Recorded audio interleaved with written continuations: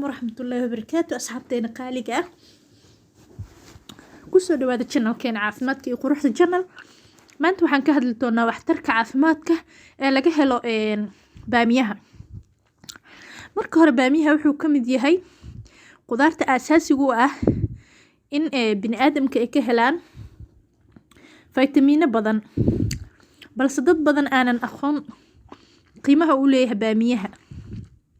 waa geed aad uga baxa dalkeena lagana beero labada webi inta u dhaxeysa. nafaqada baamiyaha laga helo waxaa kamid ah vitamin A ayaa kamid ah, vitamin B ayaa kamid ah, vitamin C ayaa kamid ah, vitamin E ayaa kamid ah iyo vitamin K. macdana ayaa ku jiro, calcium ayaa ku jirto, iron ayaa ku jirto, magnesium ayaa ku jirto, potassium ayaa ku jiro iyo zinc. baamiyaha wuxuu waxtar weyn u leeyahay xagga dheefshiidka. baamiyaha wuxuu u wanaagsan yahay dheefshiidka, waxaa ka buuxa fiber, wuxuu yareeyaa calool istaaga, dibirada, gaaska iyo waxyaabo kaleeto sida baabasiirka oo kaleeto. baamiyuhu wuxuu yareeyaa halista caadka indhaha fuula iyo xanuuno indhaha ku dhaca oo loo yaqaano generation. macular generation ayaa loo yaqaana. ciladan waxay timaadaa markuu qofku gaboobo. baamiyaha waxaa kaloo ka buuxa vitamin A iyo beta carotene oo u wanaagsan xagga indhaha. waxaa kaloo muhiim u yahay baamiyaha aragtida, caafimaadka indhaha iyo maqaarka. baamiyaha wuxuu ka kooban yahay vitamin A iyo maadooyin jirka sunta ka saara ee loo yaqaano antioxidant kuwaas oo ilaaliya caafimaadka maqaarka. baamiyaha wuxuu yareeyaa finanka iyo astaamaha dhaqso u gaboobida sida maqaarka oo soo kaduud yeeshto ama difaaca jirka oo hoos u dhaca ayuu kaalin weyn ka qaataa ayuu soo celiyaa. baamiyaha wuxuu kor u qaadaa shaqada unugyada difaaca jirka.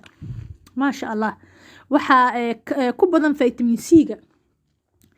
vitamin C-ga wuxuu jirka ka difaaca caabuqa ku imaanayo kaleeto. sidoo kale caafimaadka wadnaha ayuu u wanaagsan yahay baamiyaha. baamiyaha wuxuu qani ku yahay vitamino iyo macdano muhiim u ah wadnaha. waxaa ku jira macdanta potassium oo awood u leh inay hoos u dhigto cadaadiska dhiigga ee sareeya, waxayna ka hortagtaa xinjirowga iyo gufaysnaanta halbowlayaasha. sidoo kale caafimaadka baamiyaha wuxuu aad ugu wanaagsan yahay xagga hooyada uurka leh. baamiyaha waxaa ku jira maadada la yiraahdo folate ama folic acid oo caawiso koriimada uurjiifka. maasha Allah. waa geed ilaahay nagu manaystay baamiyaha. fadlan hala ogaado waxtarkiisa oo aynu ka faa'iideysano.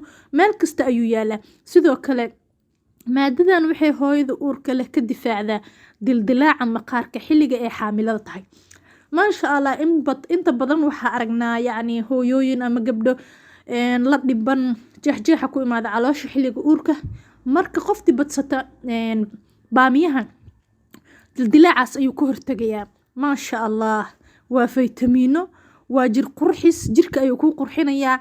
sidoo kaleeto wadnahaada maasha Allah inta ku kooban waxaa macquul ah in lagu soo qoro intaas oo daawo oo kala nuuca keliyana aad ka heli karto intaasoo daawo ah baamiyaha. aynu ka faa'iideysano baamiyaha. maasha Allah. waa raqiis, aad buu raqiis u yahay. meel walba ayaa ka helaysaa. qiimihiisa qof kasta hooyo kasta ayaa iibsan karto oo xaaladaas ama uurka ku sida ilmaha. aad ayuuna muhiim ugu yahay. aad baa u mahadsantihiin. fadlan haddii aad nagu cusubtihiin subscribe inoo dhaha. haddii aad hore noola joogtana laagta, shaarta, commentiga. dhiirigelinta waa xaggiina insha Allah. annagana waxaa weeye wuxuu ilaahayna baray ayaa idinkaga faa'iidey